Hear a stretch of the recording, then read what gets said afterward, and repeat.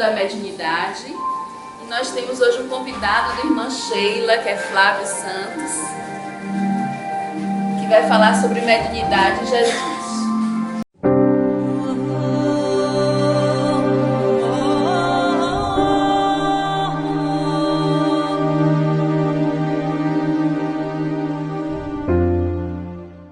Gostaria de convidar Flávio. Queridas amigas, queridos amigos, que o Senhor seja conosco, nos abençoe, nos envolva na sua paz, na sua proteção, por intermédio dos Espíritos bons. Gostaria de inicialmente agradecer a Caterine Quadros, em nome de quem eu cumprimento também todas as pessoas que coordenam e que estão à frente dessa instituição.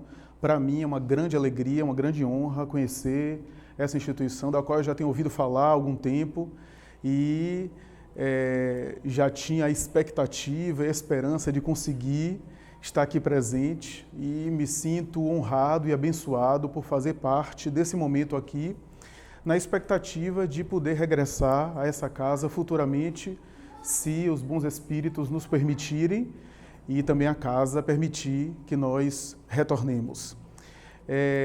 Gostaria só de uma explicação à guisa de introdução.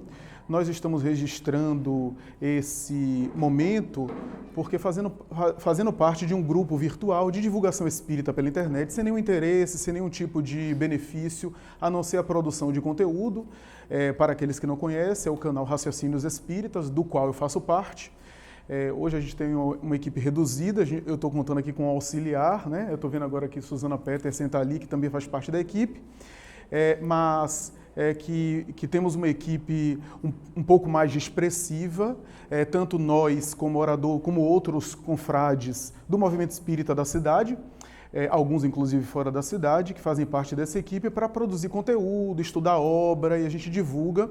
E não podia perder a oportunidade de estar registrando esse momento, a primeira vez que eu estou aqui nessa instituição, e na edição iremos tentar fazer aqui algum trabalho no sentido de também focalizar e também divulgar e dar visibilidade maior àqueles que não conhecem essa casa. Dito isso, vamos começar. Em O Livro dos Médiuns, no capítulo 14, item 159, trecho muito conhecido de nós espíritas, Allan Kardec define a mediunidade. Em todos os capítulos anteriores dessa obra magistral, Allan Kardec havia levantado as teorias, os sistemas, a metodologia para aquilo que ele chamava evocador ou para a prática do chamado espiritismo experimental. E é assim que ele vai sistematizando o método e a fundamentação teórica para o contato seguro com o mundo espiritual. Chegando no capítulo 14, no item já citado, Allan Kardec então define mediunidade a partir do conceito médium, um neologismo criado por ele para definir um fenômeno muito conhecido, histórico, humano, mas a partir daquele momento, com a clareza de aço que ele caracterizava a escrita, Allan Kardec, filólogo extraordinário, isso é, estudioso das palavras, preferia utilizar a expressão médium, do latim meio, aquele que está no meio, para definir um fenômeno muito conhecido, mas que recebeu nomenclaturas as mais variadas, algumas até confusas ao longo do tempo, e ele define ipsilíteres nesse texto dizendo: todo aquele que sente num grau qualquer a presença dos espíritos é, por esse fato, médium. E a partir desse momento surge na língua, nas tradições, na literatura universal, essa palavra que ele continua definindo dizendo: usualmente, a faculdade mediúnica ou a mediunidade é caracterizada ou é definida assim, diante de quem ela se manifesta ostensivamente. O texto diz de uma outra forma, literalmente o texto diz: é por essa razão que geralmente todas as criaturas podem ser consideradas médiuns, porque todas são dotadas, em maior ou menor grau, da capacidade de sentir ou de entrar em contato com os espíritos. Usualmente, no entanto, chamamos de médium, ou chama-se de médium, aquele em quem a faculdade se manifesta bem caracterizada. Em outras palavras, de natureza ostensiva. Kardec, portanto, nessa definição geral, diz que o médium é aquele que sente a presença dos espíritos, mas dá duas definições, uma mais abrangente e outra mais específica. Todos são médiuns, no sentido genérico da palavra, mas normalmente nós chamamos médium aquele em quem a faculdade se manifesta de uma forma violenta, entre aspas, de uma forma intensa, de uma forma bem contundente, bem caracterizada. E isso é que define a mediunidade, popularmente falando. É que vale dizer que quase sempre quando a pessoa diz fulano é médium, está dizendo que é médium ostensivo, porque médiuns todos nós o somos. Então Allan Kardec vai naturalmente que, a partir daí, estabelecer na mediunidade uma espécie de senso-percepção, uma faculdade, uma capacidade, uma condição humana que se expressa através de um contexto específico, que precisa de um organismo para se manifestar, razão pela qual mais tarde os espíritos o informam dizendo que é uma certa predisposição orgânica. É que vale dizer que a faculdade é da alma, como todas as faculdades são da alma. A memória, a inteligência, todas as faculdades, as capacidades intelecto-morais são da alma. Mas que o corpo reveste de células para se manifestar. A faculdade é da alma, mas se expressa através de um organismo específico, de uma estrutura neurológica, digamos, em linguagem mais contemporânea, uma estrutura neurológica compatível para o transe ostensivo, para as faculdades mais contundentes, para as manifestações mais bem caracterizadas. É que vale dizer que o indivíduo, à semelhança de um pianista, que tem habilidade, mas precisa de agilidade nas mãos, à semelhança de um gênio que precisa de um cérebro para que se expresse a sua inteligência, à semelhança de alguém atleta que tem uma capacidade de inteligência temporal, geográfica, mas que precisa de agilidade nas pernas, que precisa de movimentação a depender do esporte que pratica, à semelhança de um pintor que precisa de agilidade na mão, embora não é a mão que dá a ele habilidade pictórica. A faculdade mediúnica também é uma faculdade da alma, mas que se expressa através de um organismo específico que possibilita a sua expressão, a sua exteriorização, a sua canalização, a sua manifestação. A faculdade, portanto, é essa senso-percepção, que é o Prêmio Nobel de Fisiologia de 1913 da Medicina, Charles Richet, chamava sexto sentido.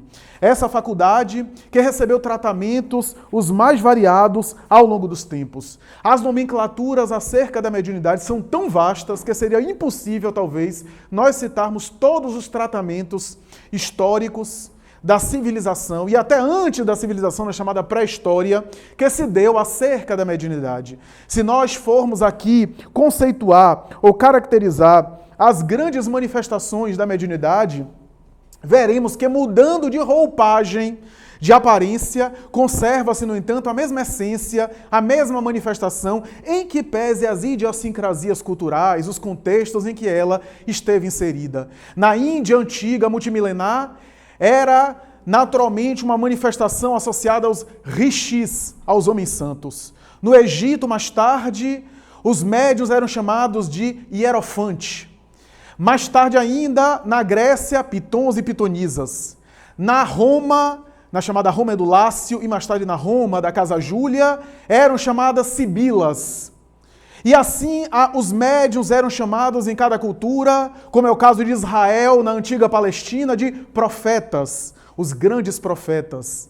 Na Idade Média, bruxos, bruxas, feiticeiros e assim por diante, em que pese, em alguns momentos, esses bruxos, essas feiticeiras, que alguns, inclusive, foram encaminhados à fogueira da Santa Sé e foram perseguidos, principalmente na Inquisição, esses mesmos fenômenos aconteciam dentro do seio da instituição tradicional religiosa e aí eram considerados milagres, manifestações especiais de Deus, manifestação do Espírito Santo, em que pese a semelhança dos fenômenos. Mais tarde, a mediunidade e os médiuns, alguns divertiram cortes obscenas e depravadas ao longo dos tempos. Alguns passando como sendo portadores de ilusionismo, de prestidigitação, de faculdades mediúnicas, faculdades de produzir fenômenos mágicos, de chamar a atenção através de uma habilidade específica, mas não de fenômeno paranormal,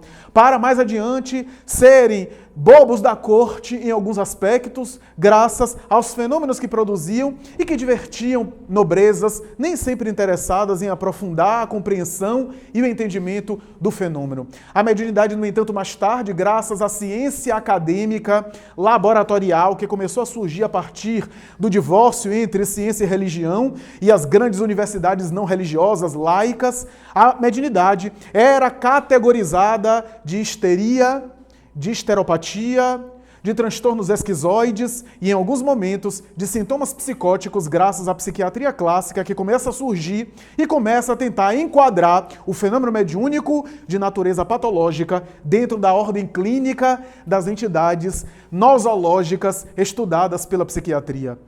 Inclusive, em alguns casos, homens extraordinários que eram admiráveis, mas que não compreendiam muito bem o fenômeno, deram declarações lamentáveis, algumas infelizes, como é o caso do brilhante Juliano Moreira, o célebre psiquiatra brasileiro.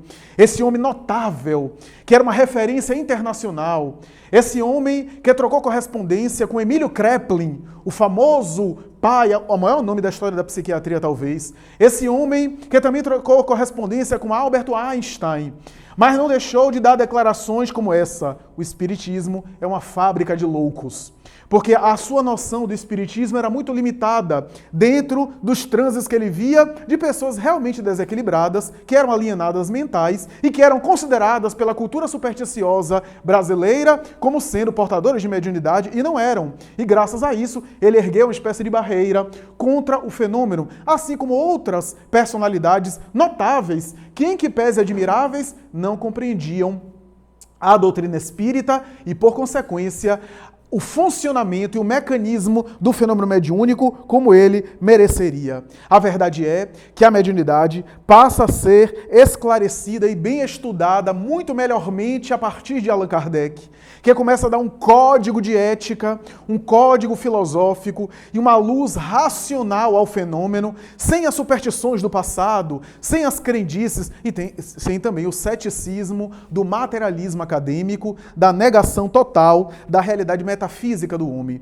A mediunidade esteve presente na boca de vários narradores ao longo dos tempos, inclusive de historiadores insuspeitos. Quando nós compulsamos, por exemplo, a história da civilização, vemos homens e mulheres que eram historiadores dos seus tempos, que registraram passagens mediúnicas extraordinárias e não eram espiritualistas. Quando nós olhamos, por exemplo, os escritos de Heródoto de Halicarnasso, o historiador do mundo antigo, que fala do período da Grécia, que fala dos períodos antes do apogeu grego-romano, principalmente de Roma, e notando e pontuando fenômenos mediúnicos espirituais notáveis que ele percebia, inclusive em reis, em potentados da sua época, quando nós notamos Plutarco, o historiador de Roma, que narra uma série de fenômenos, inclusive a premonição da morte de Brutus na escadaria, de Júlio César na escadaria do Senado por Brutus, e mais tarde o próprio Brutus, que teria vivenciado uma experiência paranormal de um anjo mau que ele apareceu, narrado por Plutarco, e que mais tarde, graças àquele anjo mau, que anunciava a sua morte na cidade de Filipos, quando ele estabeleceu uma batalha contra o exército de Otávio, que havia se associado a Marco Antônio, antes de Marco Antônio ceder às insinuações de Cleópatra e viajar com ela para o Egito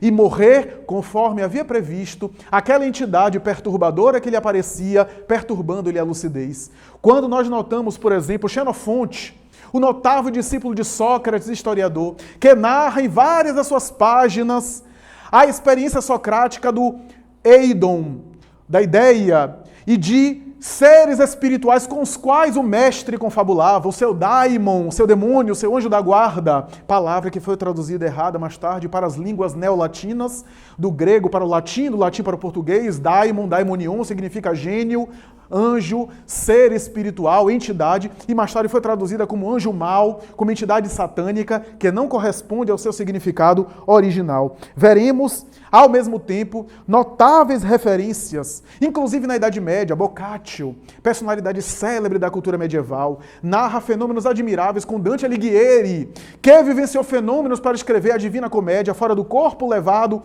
em desdobramento mediúnico por Virgílio, poeta latino, a ver o inferno, o purgatório, nomenclaturas da Idade Média, e escrever a maior obra da Idade Média, e mais tarde, ao morrer, deixando perdidos 13 cantos do céu, última parte da Divina Comédia. O seu filho Jacopo sonhou com um pai que o demonstra onde está o local desses últimos itens da Divina Comédia, e mais tarde ele, acordando, faz a mesma viagem que fez durante o sono para ver a mesma peregrinação e constata ali, ao abrir o local que o pai indicava no sonho, os 13 cantos do céu, a Divina Comédia, em seu gênero, a maior obra da Idade Média.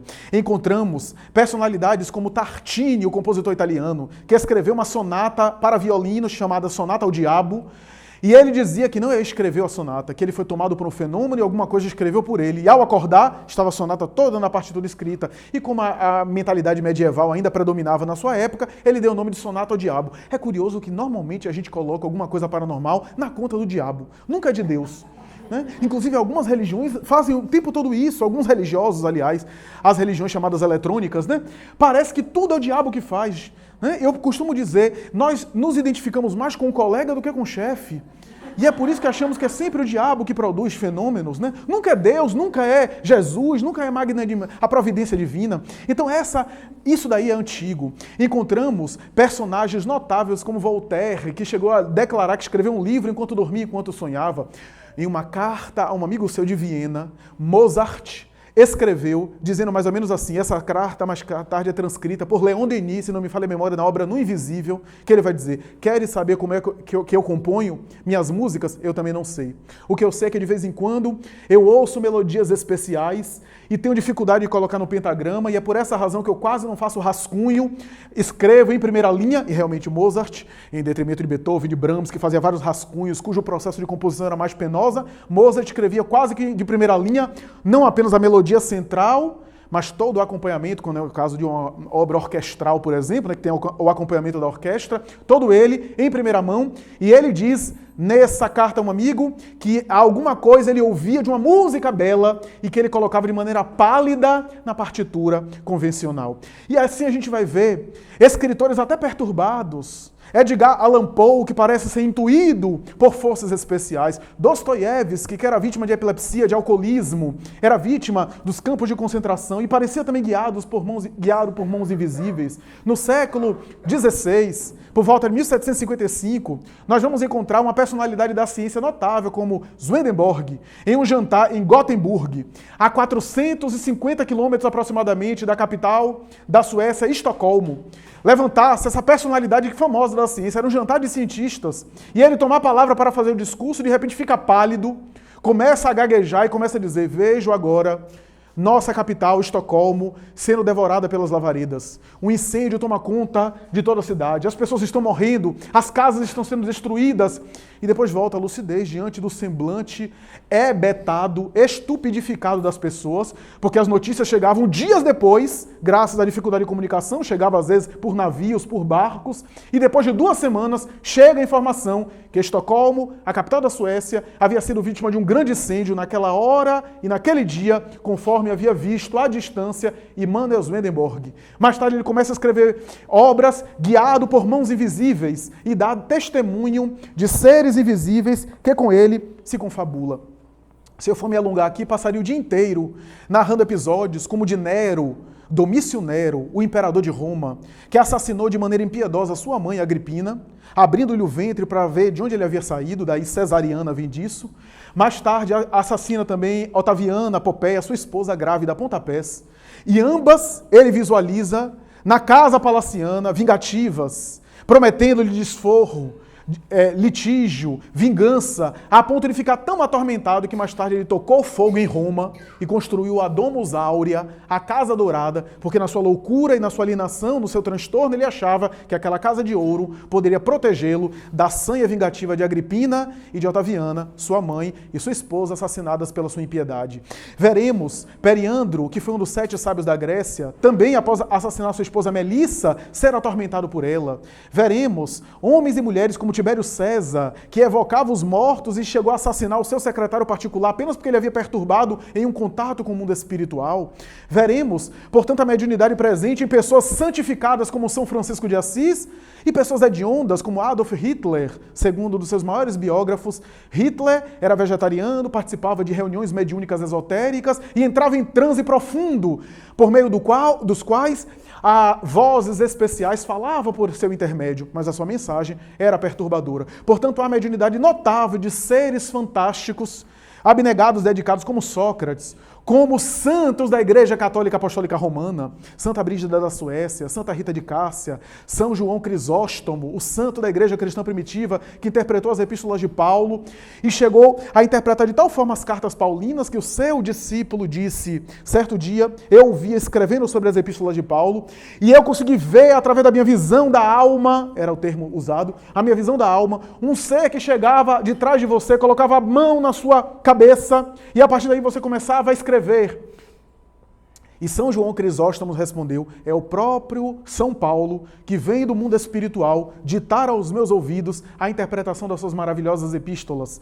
São João Crisóstomo, portanto, nós vemos Santo Antônio de Pádua, São João da Cruz, Santa Teresa de Ávila, essa notável mulher que era erguida no ar em fenômenos anímicos de levitação, de psicografia, de escrita automática, de clarividência, de clareaudiência, no seio da própria Igreja Romana, São Francisco de Assis e o poverello, e o pobrezinho de Deus, esse notável homem que dividiu a Idade Média, esse herói da humildade. Então vemos a mediunidade presente em várias criaturas, desde criaturas como essas criaturas abnegadas e dedicadas ao bem, até aquelas que eram intuídas e confabulavam pelos espíritos para fomentar a guerra, para produzir o horror. Porque a faculdade mediúnica, diz Allan Kardec, eticamente falando, é neutra. Moralmente, eticamente falando, é neutra, à semelhança da inteligência, que não é nem boa nem má.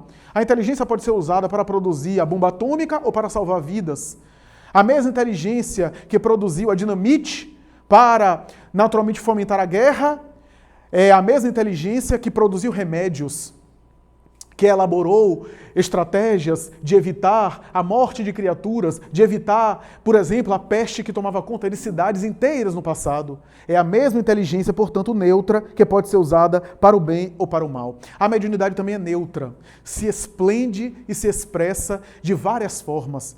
Todos os livros sagrados de todas as religiões têm fenômenos mediúnicos. Se a gente for olhar os grandes livros sagrados, desde a Bíblia do indiano, da Índia, o chamado Vedanta, a coleção de livros sagrados da Índia, entre os quais destaca-se o Bhagavad Gita, até o livro dos mortos do Egito, o livro tibetano dos mortos, chamado Bardo Todol, veremos fenômenos espirituais espantosos. Na própria Bíblia, veremos comunicações com os mortos, desde o espírito de Samuel, que é evocado pelo rei Saul e dialoga com ele para que ele parasse com a guerra que havia perpetrado e confabula com ele, até Moisés, que em transe recebe uma psicografia nas tábuas da lei, o Decálogo, o mais notável código de justiça e que inspira mais tarde as civilizações da Terra, desde as manifestações notáveis de Elias, de Malaquias, de Isaías, os transes notáveis dos profetas de Israel, até fenômenos espantosos, até, por exemplo, o livro de Joel,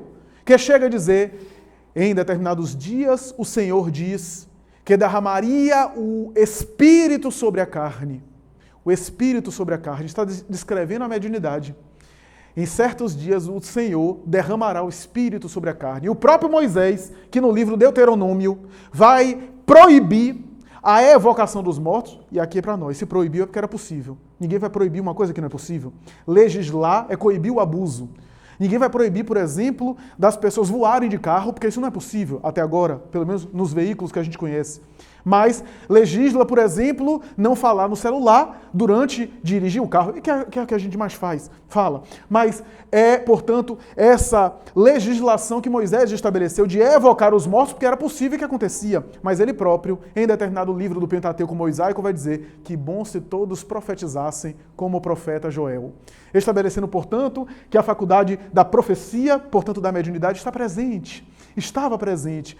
Mas é notável perceber que vai ser no Novo Testamento, no chamado Evangelho de Jesus, que a mediunidade alcança níveis antes nunca sonhados. Até ali, a mediunidade estava envolvida em superstições. Mais tarde, a mediunidade continuou em superstições em grande parte dos contextos. A ciência acadêmica do século XIX tentou examinar, esquadrinhar o fenômeno.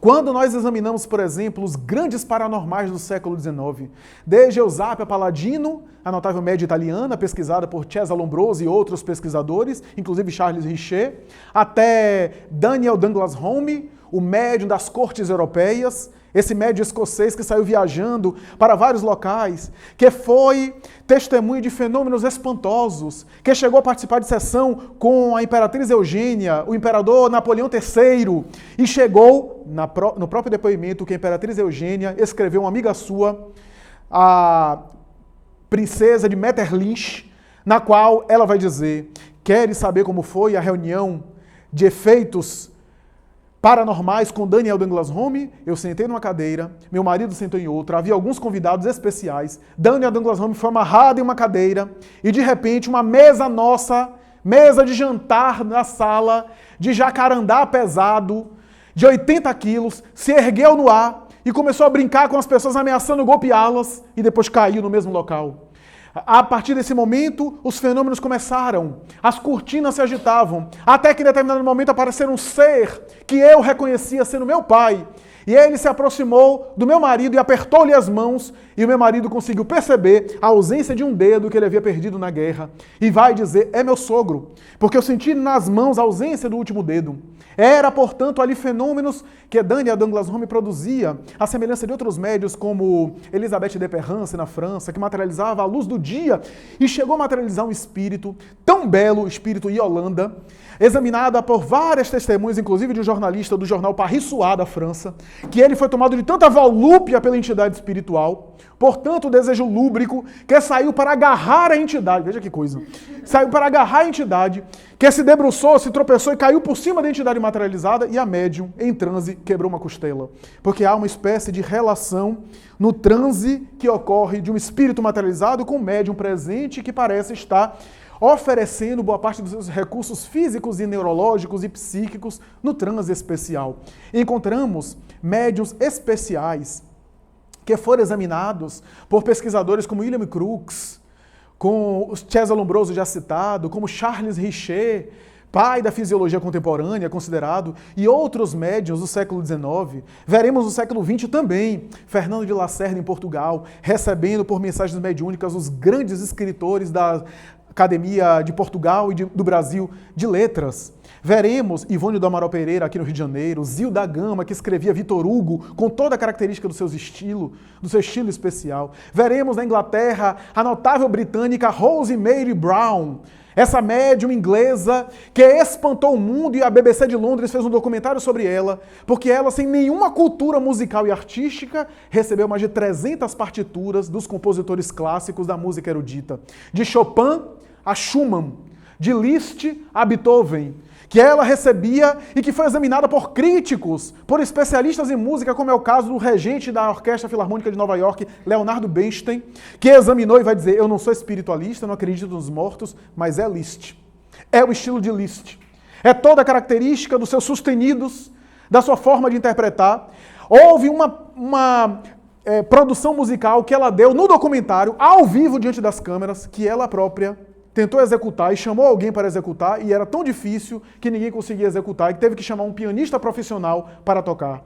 Portanto, esses fenômenos que chamam a atenção, ou então Lassarge, ou então os grandes médiuns de psicopictografia, a pintura mediúnica, que fizeram época, chamaram a atenção em determinado momento, ou então na chamada metaciência de Frederick Jungerson, na Suécia, a Konstantin Haldiv, a George Mick no laboratório da Alemanha, desde a psicotrônica, a mais tarde transcomunicação instrumental, a mais tarde metaciência, a mais tarde Spiritcom, o Vidcom, em cujas lâminas da tela apareciam seres que confabulavam com as pessoas, inclusive mostrando regiões do além perfeitamente compatíveis com as descrições que o espírito André Luiz, através de Chico Xavier, fez na coleção sua Nosso Lar, que fala das colônias e cidades espirituais, atestando, portanto, aquelas realidades. Esses fenômenos, portanto, se expandem, produzem-se ali e aqui. Aqui no Brasil nós tivemos, por exemplo, Carlos Mirabelli, que chegou a ser fotografado no edifício Martinelli, erguido no ar. É interessante porque as fotos, até hoje a gente pode compulsar e acessar na internet. Eu vejo críticos dizendo assim, não, foi montagem. Eu quero saber se na década de 1910, 1915, havia já Photoshop para ter tecnologia de montagem. Ele era fotografado por céticos, como César Zama, o antropólogo baiano, que era cético, como Alfrânio Peixoto e outros que não acreditavam e fotografavam e nunca pegou ele em fraude. Ele chegou a psicografar em 17 idiomas diferentes e alguns dialetos distintos. Chegou a produzir 2 psicografias diferentes em cada uma das mãos, com espíritos diversos, enquanto dava uma manifestação de psicofonia por um terceiro espírito que produzia aquilo que é chamado superincorporação, quando há uma irradiação do ectoplasma e na frente da face do médium forma a face do espírito desencarnado, enquanto ele fala por intermédio da boca do médium, dando demonstrações notáveis da sua paranormalidade e também da sua mediunidade. Aqui no Brasil tivemos também Chico Xavier, a estrela da mediunidade, que já no primeiro livro foi um best-seller, Parnaso de Além Túmulo, aquele rapazinho que chamou a atenção e abalou as pessoas da época. Monteiro Lobato chegou a dizer, ou esse homem é um pastige, é uma farsa, ou ele não merece apenas uma, mas todas as cadeiras da Academia Brasileira de Letras, porque ele é um gênio.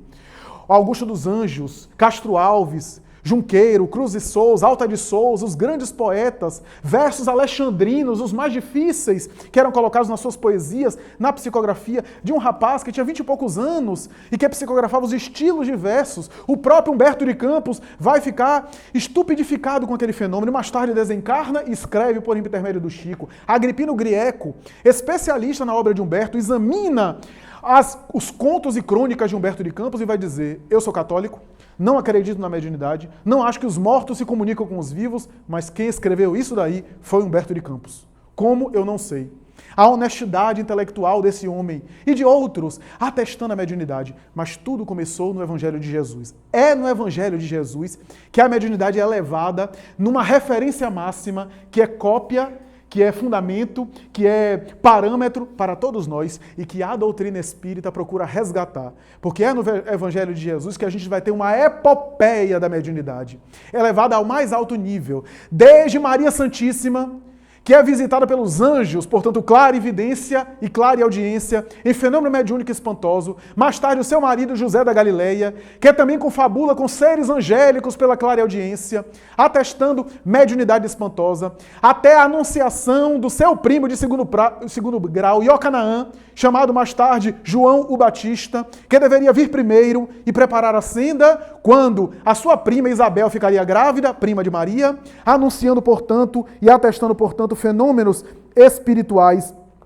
espantosos. Nós temos na mediunidade a presença ali o tempo todo dos fenômenos espirituais. Mais tarde levado à sinagoga, o menino de Nazaré, nascido na estrebaria, é pego pelo Simeão, o grande ancião do templo, que olha para ele e diz exclamando, Senhor, esses olhos já podem morrer porque acabam de visualizar a salvação. Muita gente não sabe que em alguns momentos do Evangelho, essa expressão salvação é um trocadilho, uma espécie de brincadeira, à semelhança do que Jesus fez com Zaqueu. Quando entra na casa de Zaqueu, Zaqueu atesta a sua honestidade, ele vai dizer, Zaqueu, a salvação acaba de entrar aqui na sua casa. Porque Yahshua, Jesus, significa salvação em português. Portanto, era uma espécie de brincadeira. A salvação entrou na sua casa. A salvação era a salvação de Deus ou era eu, Jesus, que me chamo salvação? As duas coisas. Era um trocadilho. A semelhança do que ele falava, eu sou o pão da vida. E muita gente não sabe que Betlehem, Belém, significa padaria ou casa do pão. E ele, segundo a tradição, teria nascido em Belém. Portanto, na padaria. Eu sou o pão da vida era uma brincadeira poética. Era um trocadilho, ele estava dizendo que nasceu na padaria mas também que ele era o pão, o alimento das almas. O tempo todo, Jesus tem poesia na sua fala. Porque a poesia consegue abarcar o que as palavras diretas não conseguem. A poesia consegue dar conta de um monte de coisa que às vezes a gente tem que escrever muito ou falar muito para tentar alcançar. E é isso que ele tentava fazer na sua mensagem. O evangelho é rico de mediunidade espantosa em altíssimo nível. O próprio Simão Pedro, que era o padrão, a referência máxima do médium convencional, feito de altos e baixos. Ora sintonizava com alto, ora sintonizava com baixo. Ora era instrumento da manifestação divina, bem-aventurado é Simão, filho de Jonas, porque não foi o sangue nem a carne que te revelaram isso, mas meu Pai que te revelou. Não foi o sangue e a carne, não foi o raciocínio cerebral. Pedro era médium. Mais tarde, Senhor, não deixaremos que tu morras, não deixaremos que tu sejas pego em Jerusalém. Nós, eu acho o texto belíssimo, nós, no plural, não deixaremos. Jesus diz, afasta-te de mim, Satanás, e não tentes ao teu Senhor. Naquele momento de medo e perturbação, ele sintonizou, porque o médium é assim, é uma antena de alto e baixo. Ora sintoniza com altitudes espirituais e é inspirado, e ora quanta inspiração ele fala em termos inferiores, quanta coisa sai que depois ele tenta reproduzir e nem consegue. A mediunidade é assim.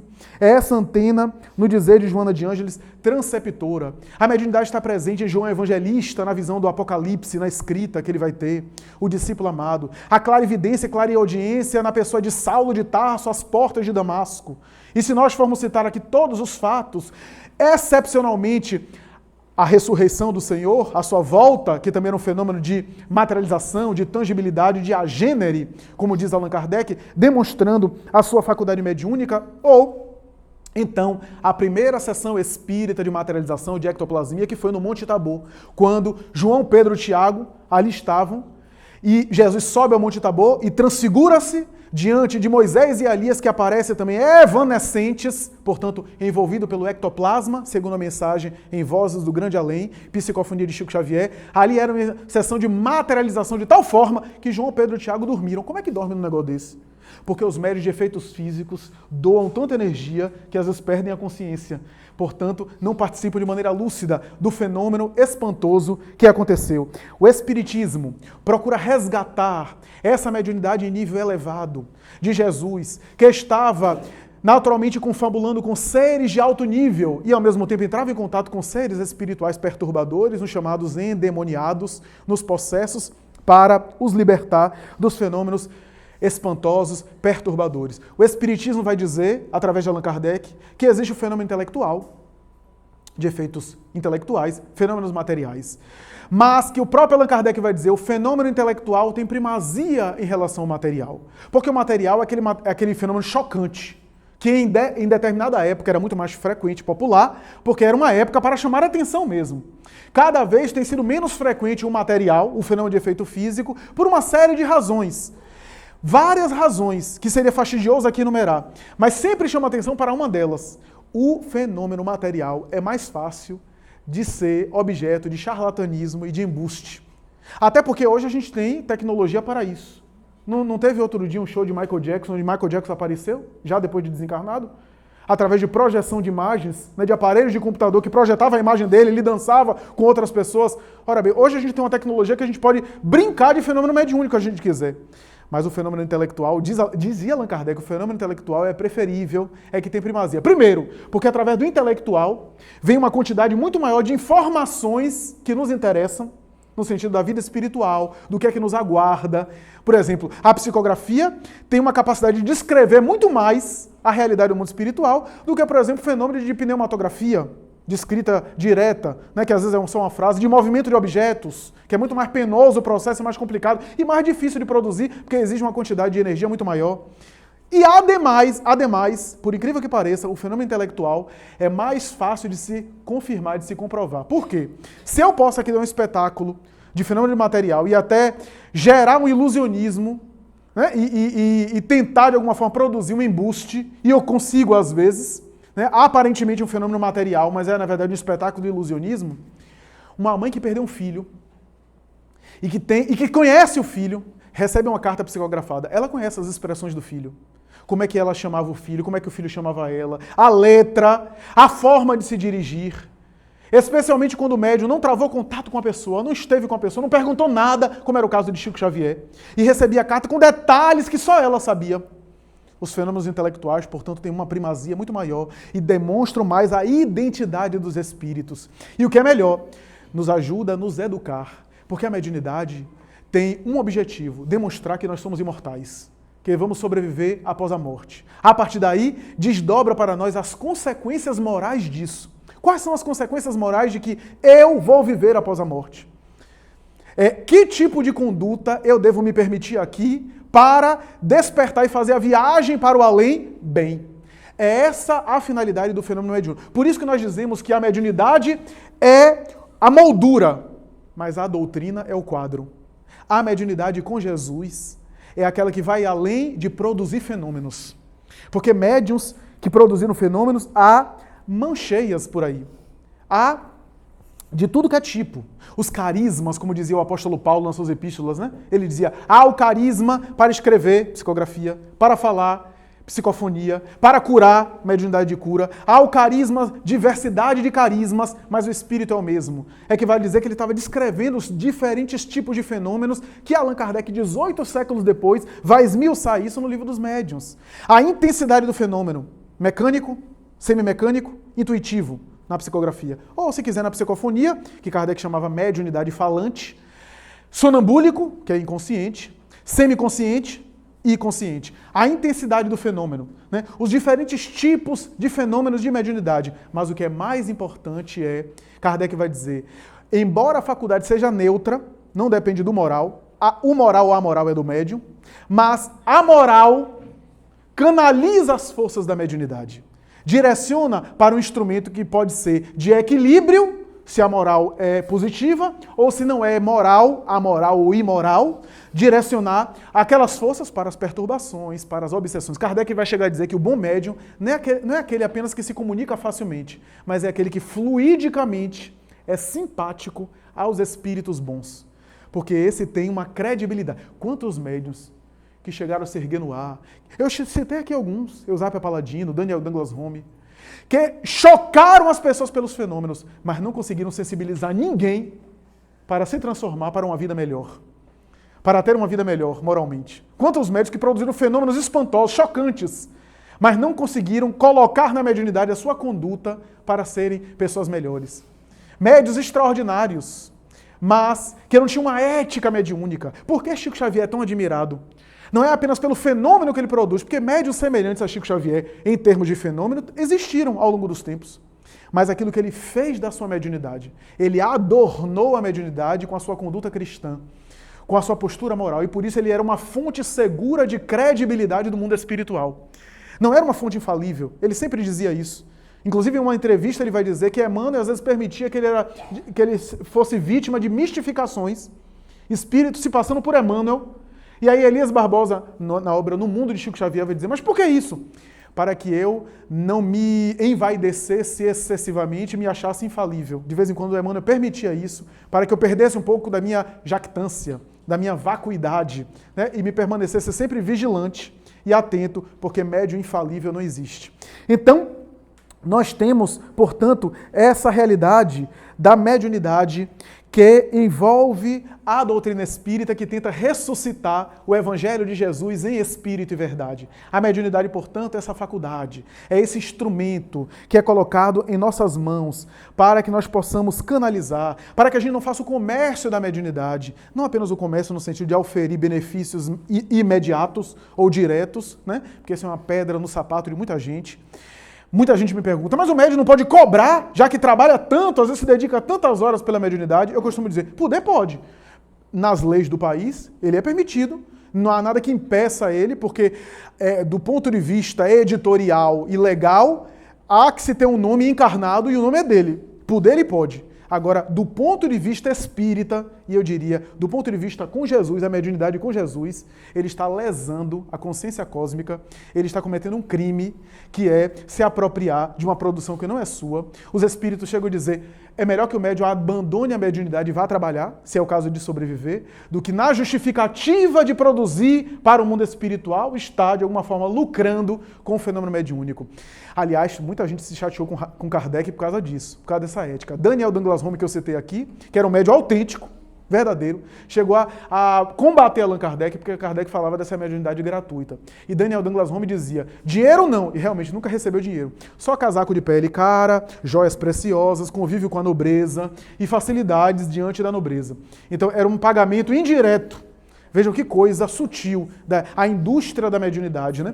Então, nós temos aí uma ética que o Espiritismo coloca, que ressuscita o Evangelho de Jesus, que é a ética da educação. Kardec usou o termo desenvolvimento, mas a expressão desenvolvimento, na época de Kardec, na língua francesa, tinha uma especificidade, porque educação da mediunidade, educação tinha a ver com instrução formal, por isso que ele não usou, né? Mas a gente sabe que o desenvolvimento que Kardec colocou não é forçar uma faculdade em mim que eu não tenho, não é forçar a natureza, é canalizar suas forças.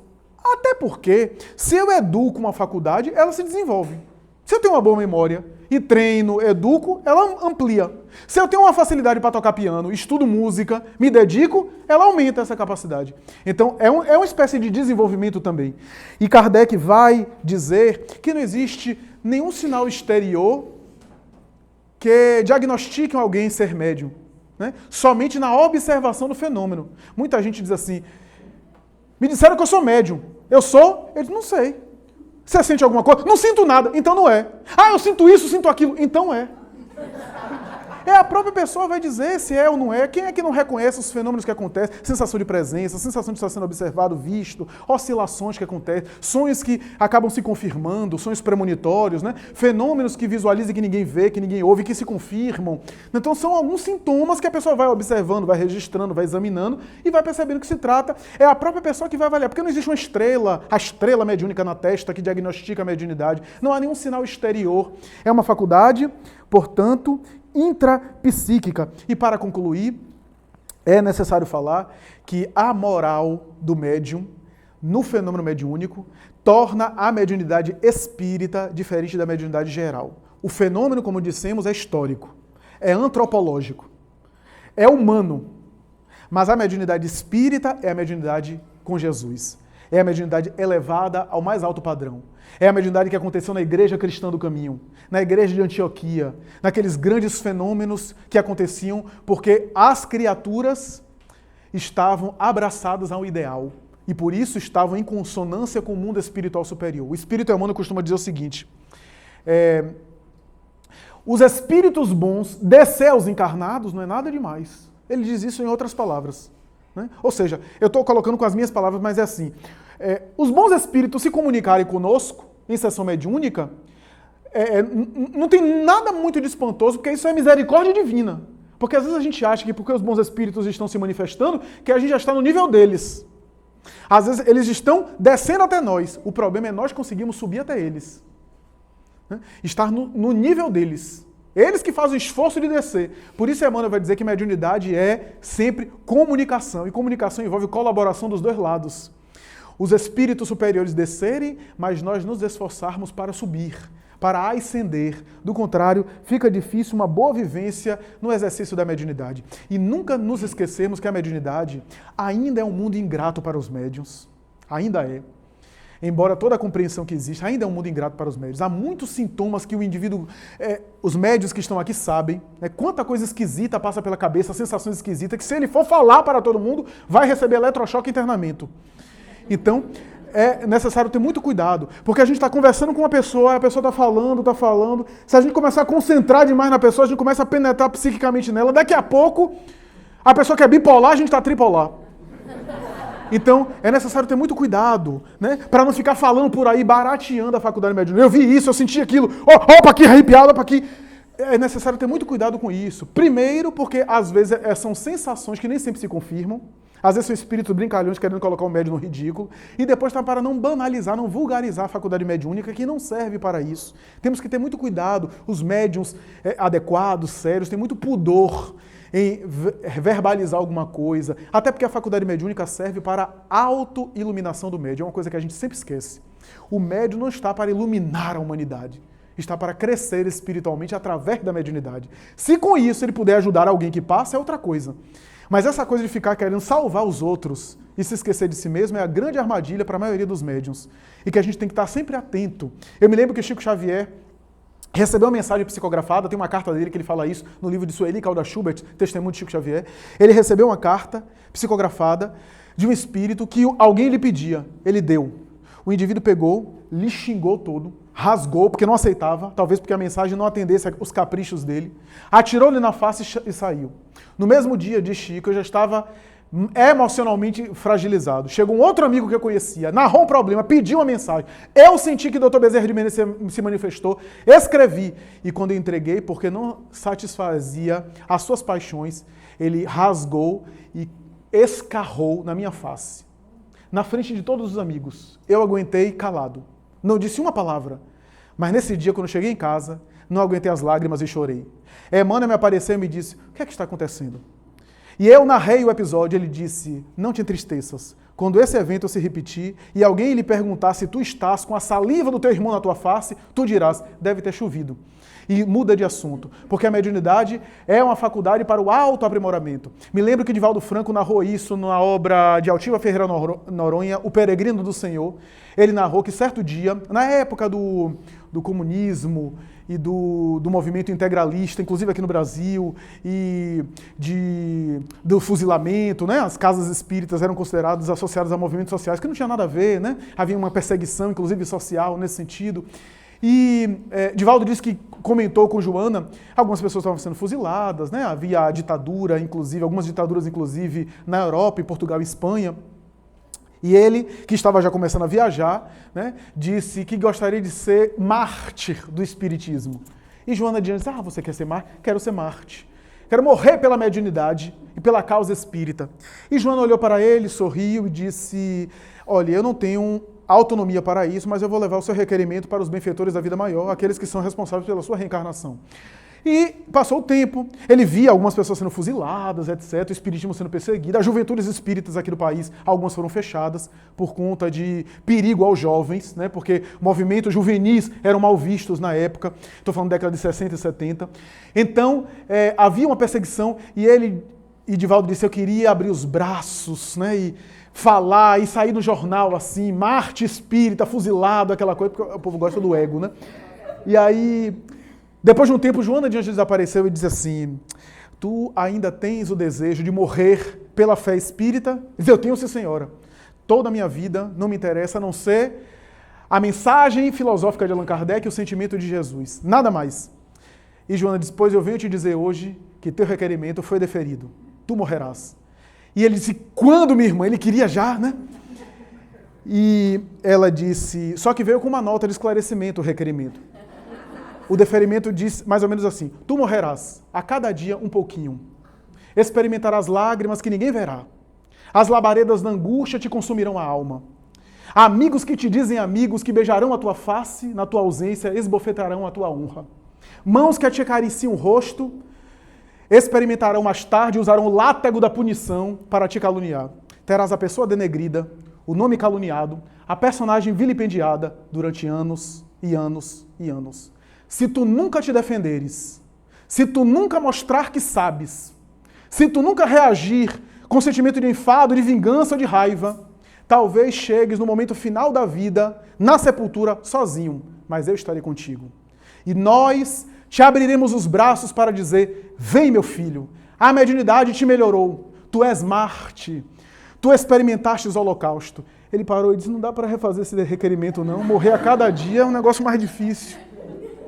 O que eu quero dizer é que a mediunidade é esse instrumento de aperfeiçoamento interior, aperfeiçoamento e progressão moral, que faz o indivíduo cada vez melhor, que faz o indivíduo viajar para dentro, que se ilumina por dentro, que ajuda o indivíduo a fazer silêncio interior, a refletir nas mensagens dos bons espíritos, no sentido de aplicar no dia a dia. E à medida que o médium se agiganta, melhor ele é na mão dos bons espíritos. Já notaram que, por exemplo, Chico, como é que era? O temperamento dele, essa capacidade de ser flexível, de ceder, entre aspas, de se submeter, é essencial para a mediunidade. Porque o médium que é muito mandão, que é muito impositivo, que quer que impor toda... já não é médium, já não é passivo, já é ativo demais. Então, as faculdades morais acabam afetando o desempenho mediúnico em função disso. Daí a humildade, a caridade, a ternura, a docilidade não são apenas virtudes evangélicas moralmente bonitas, mas que vão ajudar o médium a ser dócil, a ser passivo, a ser obediente no bom sentido, a ser resignado, a ser flexível na mão das entidades espirituais superiores, na mão dos bons espíritos. Por isso a mediunidade é uma bênção, meus amigos. Agradecemos a oportunidade desse tema tão fascinante, mediunidade e Jesus. Desse tema que nos convida a uma grande reflexão. Como diz Joana de Anjos, a mediunidade é uma espécie de Gólgota, ou a Estrada da Úmbria de Francisco de Assis. Mas em qualquer situação, lembrar-se de que temos Jesus. Jesus, o médium de Deus, a referência máxima. E ele não nos deixa sós. Em qualquer transe mediúnico, em qualquer situação específica, há sempre um mundo o além. O mundo do além-túmulo, que povoa e pulula ao nosso redor. Mas temos sempre Jesus como referência, diante de quem nós podemos erguer as mãos, o pensamento aos céus para dizer: Senhor, louvado seja, Senhor, na glória do lar celeste, pelo bem que nos trouxestes do Evangelho Redentor, na tarefa renovada que o teu olhar nos consente. De espírito reverente clamamos pelo teu amor, pobres cegos que fugimos, da luz que nos enleva. Nossa oração rompe a treva. Escuta-nos, mestre, e vem retificar nosso passo na tarefa corrigida, sustenta a nossa vida na luta do eterno bem. Dá-nos, Jesus, tua bênção, bênção que conforta e levanta, para que a tua doutrina santa vibra pura e vive em nós. Faz de Jesus de nós todos, na caminhada incessante, a todo momento e a cada instante, possamos ouvir-te a voz. Ampara-nos a esperança, socorre nossa pobreza, liberta nossa alma presa do erro e da imperfeição. Mestre excelso da verdade, em todo momento e a cada parte, ajuda-nos a guardar-te no templo do coração. Muito obrigado.